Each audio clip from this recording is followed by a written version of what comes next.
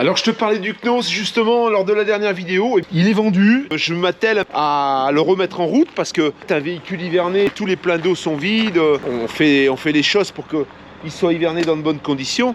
Chaudière vide, etc. Tout est vide. Donc là je vais tout remettre en route.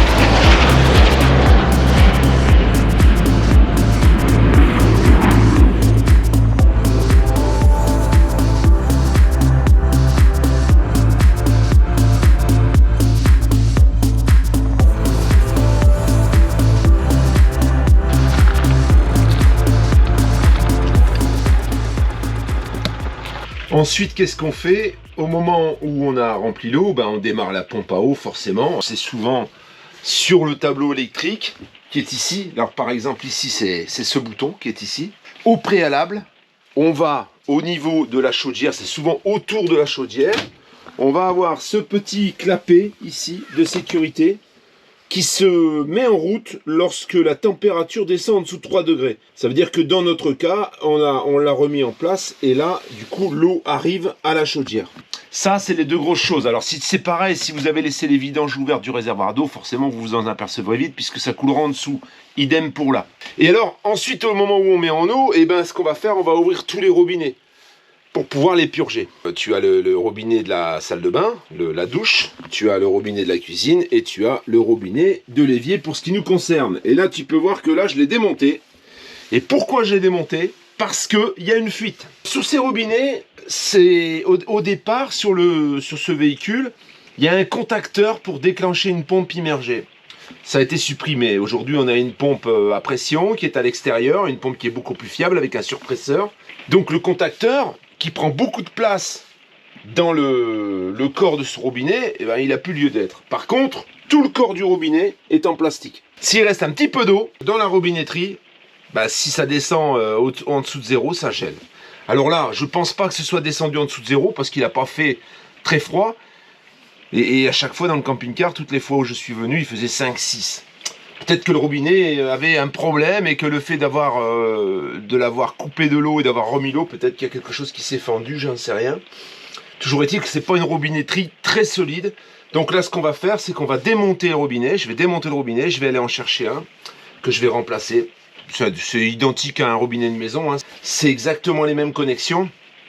À la différence que là c'est du robinet en plastique, ce que je vais mettre moi ça va être du robinet en inox. Même dans un engin comme celui-ci, alors ça a quand même tenu, il est de 2008 le véhicule, hein. T'as un truc comme ça en plastique, tout en plastique, très léger. Ça a une belle apparence, c'est chromé, c'est du plastique chromé en fait. Tout est en plastique, hein, même là, hein, c'est du plastique.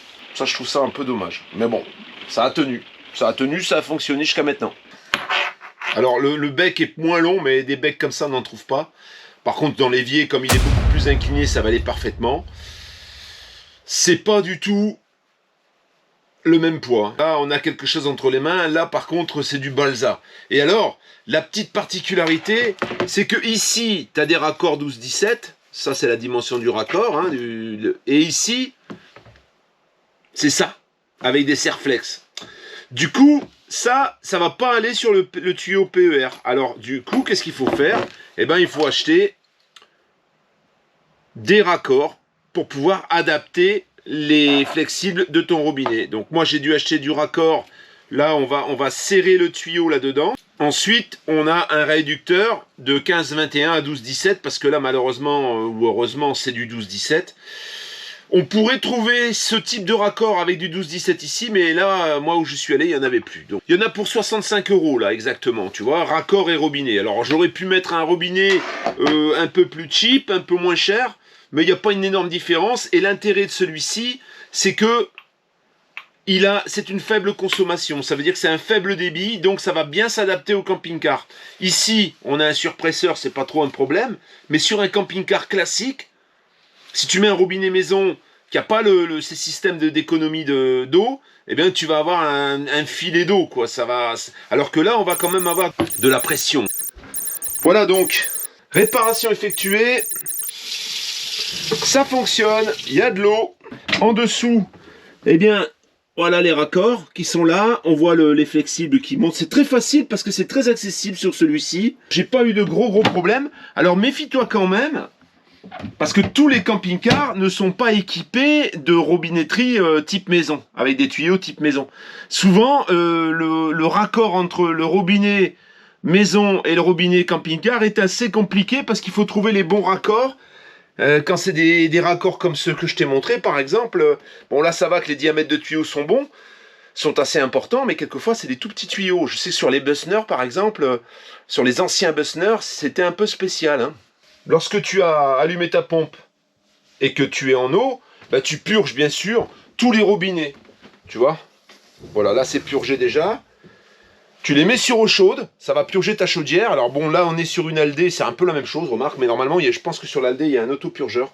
Mais, et d'ailleurs sur les camping-cars récents il me semble aussi, mais ce qu'il y a de bien, ce qui est bien quand même, tu ouvres tes robinets d'eau chaude à fond sur chaque robinet jusqu'à ce que ça coule sans bulle. Et là en principe, tout au moins c'est ma méthode, si tu en as une meilleure, n'hésite pas. En principe, après tu es tranquille. Ensuite tu démarres ta chaudière.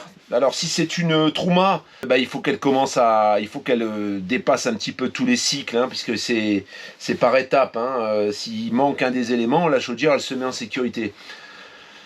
Donc il faut que ton gaz soit ouvert bien sûr.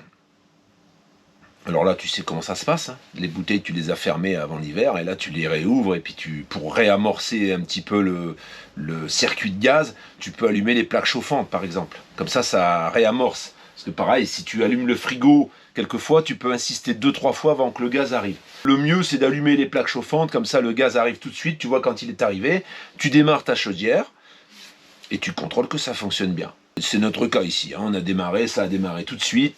L'eau chaude est déjà là, parce que quand la chaudière tourne, tu as l'eau chaude qui chauffe en même temps sur l'Aldé, sur le Truma également, selon la position que tu as choisie.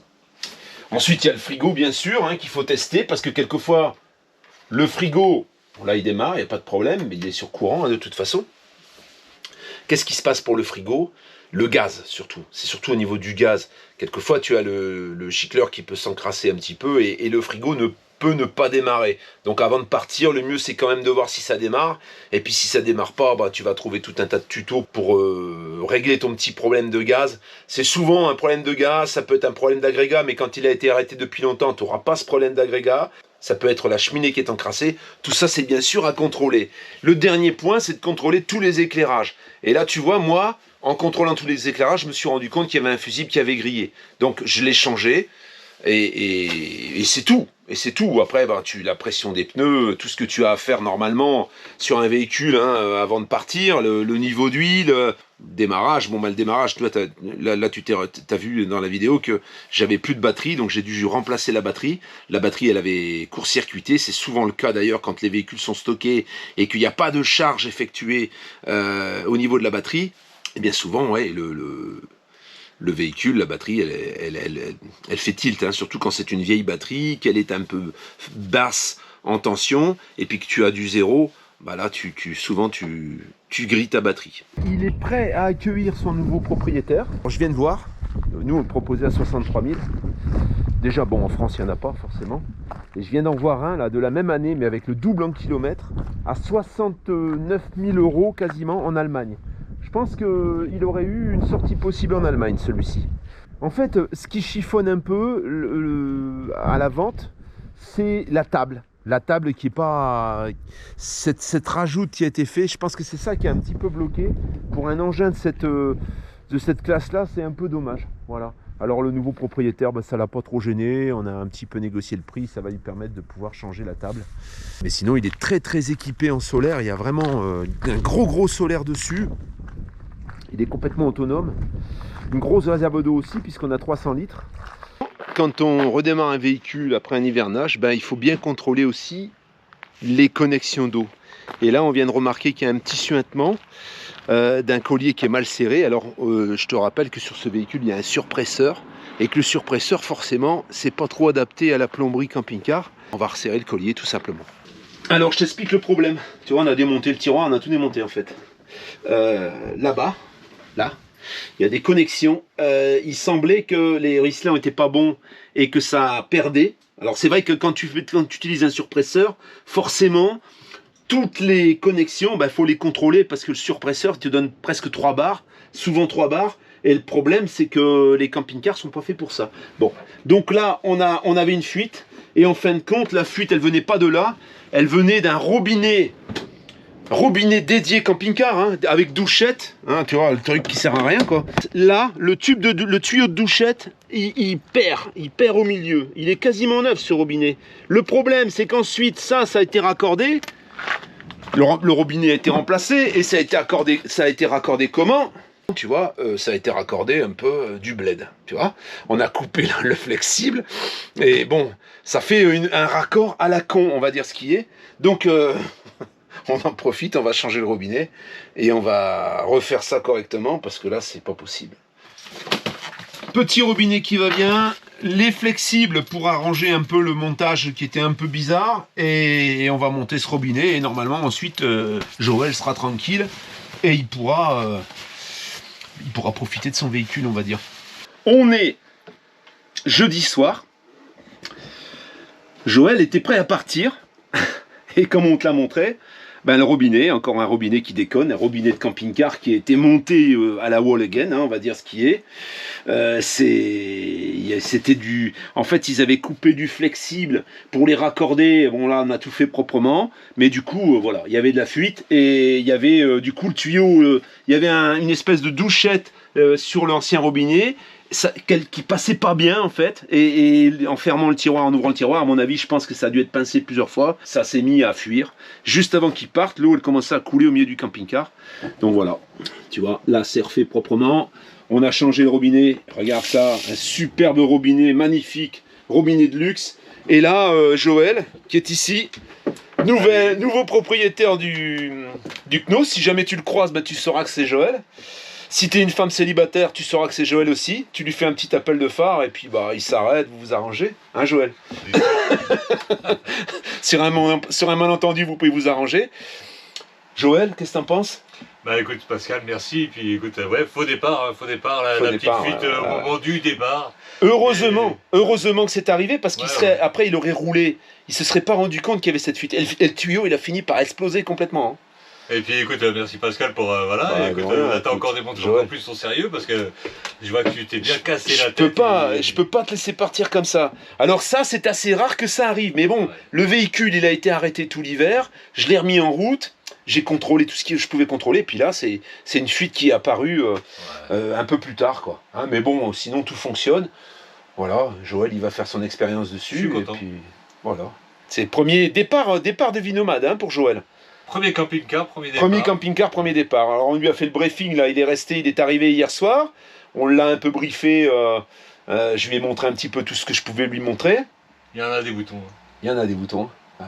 Compliqué à gérer. Surtout que le Knos, c'est pas très évident. T'en as un petit peu partout des boutons, et des boutons qui sont pas toujours aux endroits où on les attend. Il va arranger cette histoire de table, certainement, pour la faire bien propre. Une petite bricole, hein, sur un véhicule de 2008, forcément, et il en aura certainement. Mais bon. Mais ça occupe aussi, et puis Ça c'est occupe. sympa, et puis bon, il est beau. Il est beau, merci Bah, Pascal. écoute, j'espère qu'on te reverra dans quelques temps, puis tu nous diras un petit peu comment s'est passé ton début de... tu pourras nous rendre compte de comment s'est passé ton début de nomadisme en fait. Hein. Avec grand plaisir. Ah ouais, parce que là c'est nomade à 100% là. Ah oui. Là il redescend chez son fils, il récupère ses affaires, son scooter qui Et va le pouvoir chien. rentrer, et le chien qui va pouvoir rentrer, donc pas le chien, hein, le scooter dans la soute, et ensuite voilà. Ensuite tu vas... Comme il y en a très peu de ces véhicules, si tu en croises un, il y a forte chance que ce soit Joël. Je crois qu'il y a celui-ci, il y a l'ancien de Lionel. C'est les deux seuls qui roulent régulièrement. Les autres, je sais même pas s'ils sont encore en France. Il y en avait 4 au total. Même des Joël, il n'y en a pas beaucoup. Des Joël, il n'y en a pas beaucoup en plus. Petite parenthèse, j'en profite, je rajoute un petit quelque chose au petit témoignage de Joël. Joël est célibataire, alors je ne veux pas faire l'agence matrimoniale. Si tu es une femme seule, célibataire, et que tu serais intéressé pour rencontrer Joël, du coup il est mobile, n'hésite pas, envoie-moi tes coordonnées sur l'adresse nomadintothewild@gmail.com, et moi je transmettrai. C'est quelqu'un de super sympa, très calme, très cool. En fait, il a une carrière, mais il pourra te l'expliquer. Il était plutôt dans le corps police, tu vois, et du coup c'est un jeune retraité en fait, donc il est complètement libre, en plus, ce qui ne gâche rien. Et très sympa, franchement, on a passé une journée et demie ensemble, j'ai trouvé vraiment très très sympa. D'ailleurs, je pense qu'on va rester en relation. 18h, 19h, 7h moins 20. Alors on a passé presque l'après-midi sur les problèmes, le problème de plomberie, parce que c'était quand même assez chaud, c'est pas très accessible. Et là, ça y est, Joël décolle avec son vaisseau amiral. Quart de tour, batterie neuve. Cet engin, il est magnifique. Franchement, il est magnifique cet engin. Salut, Ciao Joël, à bientôt. sur la route. Eh ben écoute, si vous le croisez, appel de phare, klaxon. Ciao, à bientôt.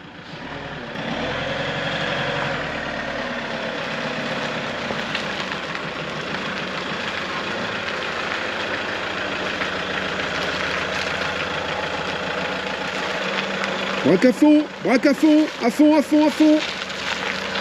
Encore.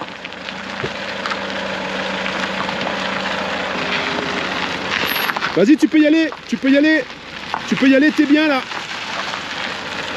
Impec.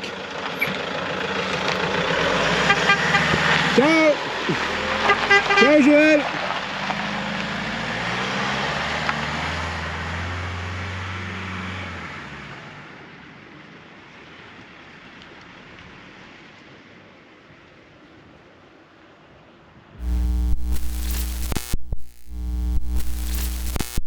J'ai un message à te transmettre. Est-ce que tu te souviens de cette famille Découverte? Je pense qu'il y en a certains d'entre nous qui les suivaient. Ils avaient, dans un premier temps, ils avaient acheté un camping-car Benimar en vue de partir faire un tour du monde. Ils voulaient voyager. Et ils ont eu plein de misère. Ils avaient acheté ça chez un concessionnaire. Tu pourras retrouver sur leur chaîne la vidéo. Et ce camping-car, ça s'est avéré une vraie catastrophe. Il était accidenté en fait. Et il avait été réparé très très mal. Il y avait des stigmates un peu partout sur le véhicule. Et donc le concessionnaire plutôt que d'un mauvais procès, il a préféré s'arranger. Et ils sont repartis, ils ont rendu le véhicule, ils sont repartis avec un chausson sur châssis Ford. Les nouveaux, 2019, les dernières générations de châssis Ford. Ils sont partis donc, ils ont chargé leurs affaires et ils sont partis avec ce véhicule en complète autonomie nomade. Donc il a équipé son véhicule avec des panneaux solaires, il a effectué un travail de sellerie sur ce véhicule magnifique, vraiment. Lui, il est sellier de profession et c'est vrai que le travail qu'il a fait là-dessus, c'est digne des plus grandes berlines de luxe. D'ailleurs, le cuir utilisé, c'était un cuir Bentley. C'est un cuir qu'on utilisait pour faire les intérieurs de Bentley. Le volant, somptueux, volant où il a repris exactement le dessin des Bentley. C'était magnifique. Si tu es intéressé, encore je te le rappelle, tu peux regarder le cheminement de cette sellerie sur sa chaîne. Il avait montré un petit peu toutes les avancées. Ils sont donc partis, ils ont tourné un petit peu partout en France, ils sont allés un peu dans des pays européens voisins, et en rentrant d'Allemagne, donc du côté de Strasbourg, Ils se sont fait percuter violemment par l'arrière. Une petite voiture, je crois que c'était une Toyota, de mémoire il me semble, et ça leur a pulvérisé l'arrière du véhicule. Le véhicule s'est complètement disloqué. Il m'a appelé, ça venait d'arriver, je pense, il m'a appelé le lendemain, je crois, en me disant ce qui s'était passé et ce que j'en pensais. Bon, moi, quand j'ai vu les images, je lui ai dit, je pense, tu sais, à mon avis, ils ne répareront pas. Parce qu'il avait peur que ce soit réparé. On sait qu'aujourd'hui, les experts, ils essaient de minimiser les coûts. Et je lui ai dit, écoute, et en plus, l'expert qui était passé lui a dit, bon, il y en a pour 20 000 euros, je pense, de réparation. Il se trouve que moi, quand j'ai vu le véhicule, j'ai dit, à mon avis, la réparation dépasse le prix du véhicule, la valeur du véhicule. Et c'est en effet ce qui s'est avéré. Il va être indemnisé, il va être remboursé de ce véhicule. Il a accepté donc l'indemnisation. Et par contre, on ne valorise pas l'intérieur. On ne valorise pas les panneaux solaires. Ça, s'il veut les récupérer, il les récupère. Par contre, en lieu et place, il faut qu'il y ait d'autres sièges. Il me dit, écoute, ça m'embête tout ce travail. Parce qu'une sellerie comme il l'a fait, il y en a pour plus de 10 000 euros. Hein. Si tu fais faire une sellerie comme celle-ci par un sellier professionnel, à mon avis, sans me tromper, je pense qu'il y en a pour plus de 10 000 euros. Il a passé des heures et des heures là-dessus. Il aimerait bien récupérer un petit quelque chose de ce travail quand même, ce qui est dommage, parce qu'en plus l'assurance lui a rien donné. Alors l'idée, c'est la suivante. Si toi, tu as un véhicule qui est équipé du même porteur, Ford, que tu es dans les marques Chausson, Challenger, puisque c'est les mêmes, McLouis éventuellement, je pense qu'ils doivent reprendre le même type de salon également. On a Benimar aussi. Enfin voilà, il y a quelques marques qui sont un peu des clones, avec des appellations différentes. Challenger, Chausson, c'est des jumeaux en fait. Et que tu serais intéressé pour échanger l'intérieur, moyennant bien sûr finance. Ça veut dire qu'il va falloir que tu donnes tes coussins et tes sièges. En échange, tu auras quelque chose de beaucoup plus qualitatif, parce que les coussins, la sellerie que tu as d'origine sur un chausson, ça n'a rien à voir. Lui, il a changé les mousses, il a mis du Bultex et tout. C'est le truc, il est vraiment, regarde sur sa chaîne, tu verras, c'est somptueux. Si tu es intéressé par ça, lui, il voudrait en tirer 2 000 euros. Ça veut dire que tu donnerais tes sièges, qu'il remettrait dans le véhicule, vous le feriez peut-être ensemble, j'en sais rien, et moyennant 2 000 euros, tu récupérerais son intérieur. J'ai rien à gagner moi là-dedans. Moi je veux juste les aider. Donc je te retransmets exactement ce qu'on s'est dit avec lui. Je lui ai dit ok, moi je vais en parler sur ma chaîne, comme ça va. J'ai une communauté qui est quand même relativement importante et ça va t'aider. Ça c'est le premier point. Le second point c'est son solaire. Il avait de mémoire, je crois que c'est 4 panneaux PERC 140 watts. Il me semble que c'est 4 panneaux. Sur sa chaîne, c'est pareil. Tu peux voir, même d'ailleurs sur sa page Instagram, souvent il faisait des relevés de production. Et c'est vrai que son installation, elle fonctionne parfaitement bien. Il avait des panneaux PERC 140 watts, je crois que c'était 4 de mémoire. Il avait un Victron Energy, le régulateur MPPT, c'est un Victron Energy qui se connecte avec Bluetooth, ce qui te permet de contrôler parfaitement ta charge sur le téléphone. Il avait également un Victron Energy Smart Battery Sense. C'est un capteur de tension et de température que tu poses sur les batteries, qui sera avec aussi. Et il avait un e-manager avec écran tactile. C'est le système de gestion des batteries. Tout ça, en plus, 2 batteries 130 Ah à décharge lente. Elles ont un an, tout ça, ça a un an d'utilisation. Une valeur totale de 1 442 euros. Alors, je ne sais pas si là-dedans, il y a les batteries, par contre, dans ce prix-là. Je pense pas. Lui, il fournit tout ça. Il te manquera que les câbles, en fait, les câbles solaires. Il te fournit tout ça et il voudrait en tirer 800 euros. Si tu es intéressé, on va pas dissocier le tout. On va vendre l'ensemble. On va essayer tout au moins. S'il y a un amateur pour tout prendre, eh bien, il prendra l'ensemble. Il aura donc un système complet. Il ne lui manquera que les câbles solaires et éventuellement un convertisseur, on va dire. Mon petit coup de pouce à quelqu'un que j'apprécie. Il fait un travail Alors, ils n'ont pas eu de chance, parce qu'ils ont eu déjà ce problème avec le Benimar. Ensuite, ce chausson, ils en parleront plus tard. Il en discutera certainement, un jour, il fera certainement une vidéo, quand tout sera fini, que ce sera loin derrière. Je pense qu'il expliquera des choses qu'il a à raconter, à mon avis. Et ce camion qu'il a acheté, où les panneaux étaient complètement vérolés, en fait.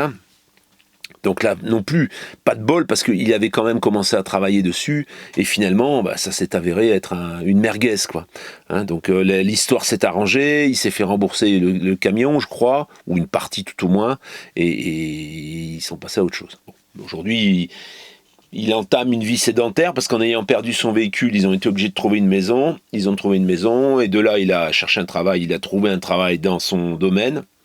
Je pense qu'il va repartir pour quelques années. Il verra plus tard ce qu'il fait, s'il repart en nomade ou il achète un camping-car pour faire ses vacances, un fourgon ou peu importe, ou quelque chose qu'il aménage, un camion, puisque c'était un peu son idée. Voilà pour les news. Et puis n'hésite pas, si tu es intéressé par une de ces propositions, le mail est ici. Et moi, je ferai la liaison. Nous voilà partis pour notre nouveau projet. C'est pas un scoop, hein, on va faire une chaîne moto. Et là, on se rend chez un concessionnaire pour qu'Eva puisse monter sur une moto. Parce que, bon, on va te l'expliquer après.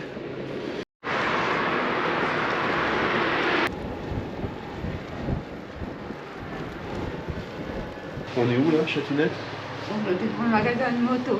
On est chez quelle marque? Kawasaki. Kawasaki. On vient voir si Eva elle touche avec ses petits pieds. On vient voir si on peut nous reprendre nos roues électriques contre une moto. S'ils font des reprises. Eva? J'ai dit que ça me fait moins peur que je pensais. J'ai pensé que ça va être plus impressionnant. D'accord, ça te va bien, hein? Elle te va bien celle-là. On l'achète? La vache. Bien. On achète. D'accord, alors celle-là, tu vois, elle coûte 7500 balles seulement, neuve. Hein. C'est pas très cher les motos, en fait. La selle, elle fait 790, tu vois, elle est légèrement plus haute. Elle est légèrement plus haute que la selle de la Z400. C'est un truc de dingue. Tu fais quoi là, Eva? J'essaie une veste de... Tu vas faire quoi là avec tout ça? Une motardiste. Motardiste sans permis, ça va être compliqué, ma chatounette. Hein? Non, j'essaye.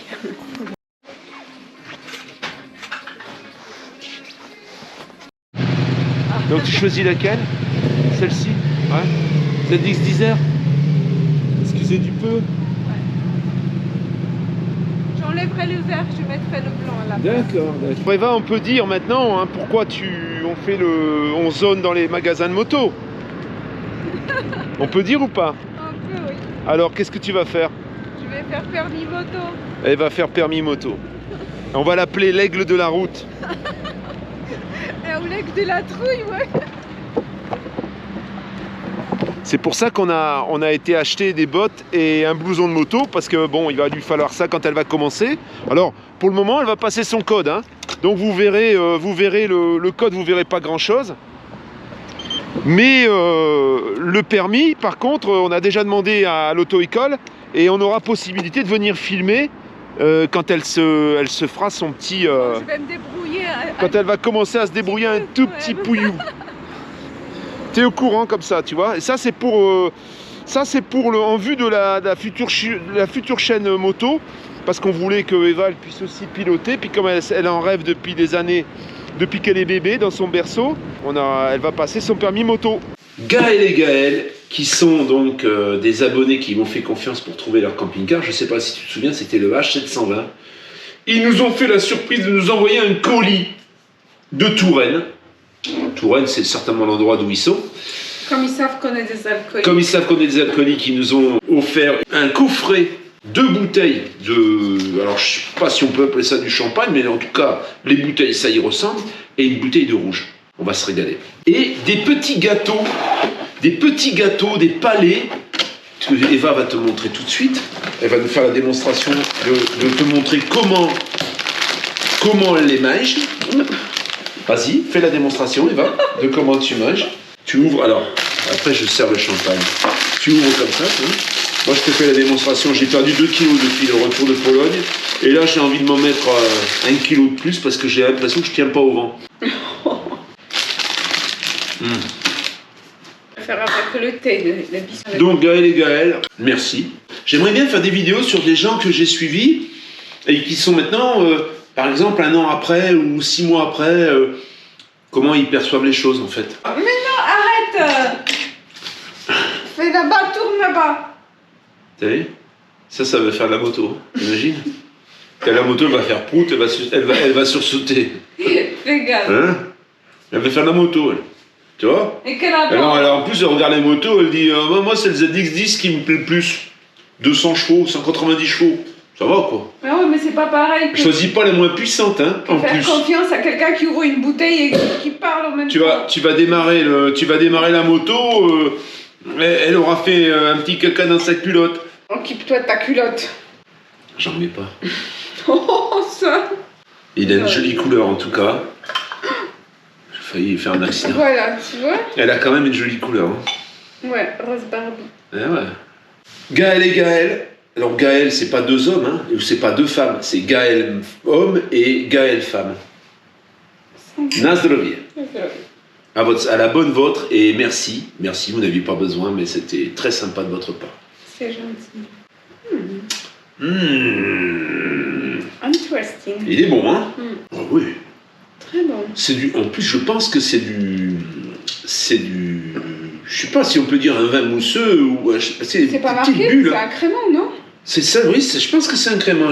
Comme je sais pas lire, j'ai quelques difficultés. C'est amer et légèrement sucré. Il y a un léger petit retour amer, vraiment, c'est très très bon. Je voulais dire que j'allais sortir une vidéo mercredi, cette semaine, parce que j'ai visité un camping-car là, ce vendredi. Et le temps de faire le montage, etc., elle sortira mercredi. Donc mercredi, soyez attentifs, vers 17h30, petite vidéo, camping-car en 3 tonnes 5, intégrale. Ça se marie pas ensemble, champagne et des biscuits, non?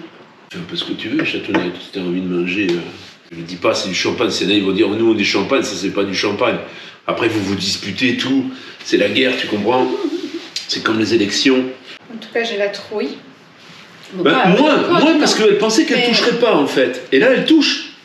Ouais, mais l'effet de toucher, et puis bien, et j'imaginais pas qu'on peut être sur un pied parce que j'avais l'impression que la moto va pencher. Mais c'est vrai que vu que j'ai déjà les pieds par terre...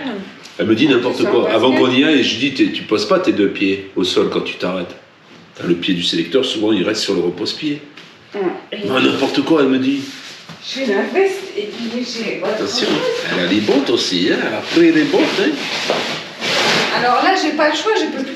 Oh la vache, il y a même une étoile au-dessous. Alpine Star, excusez du peu, hein. C'est pas les bottes du bled, hein. Voilà. Elles sont belles, hein. Maintenant, j'ai pas le choix, je peux plus reculer, je peux plus... Là, c'est pour ça qu'on s'est... Il m'a piégé pour Saint-Valentin, il m'a offert... J'avais le choix entre un petit chiot ou permis de conduire une moto. Comme le chiot il fait encore froid, je suis pas sûre si je vais prendre un, parce qu'après quand il meurt, moi je meurs aussi. Alors du coup j'ai choisi permis moto. Mais il y a peut-être encore mon anniversaire pour le chiot. Ah, papa. Mais en tout cas, un chiot à moto. Il m'a surpris et puis du coup je me suis emballée dans cette aventure, on va voir. Mais disons que t'en parlais avant en fait, ah hein, oui, quand même. Moi j'étais fan. C'est pas moi qui lui ai dit, vas-y, fais le permis moto. D'ailleurs, deux de mes ex, j'ai rencontré grâce à moto, voilà. Tellement j'étais fan. Mais après, quand j'ai eu mon fils, avec la grossesse, apparemment les femmes, elles ont plus la trouille et avec les hormones. Et c'est vrai, c'est ce qui s'est passé. Je commençais à avoir peur, plus peur de la vitesse. Et puis maintenant, ça va de nouveau.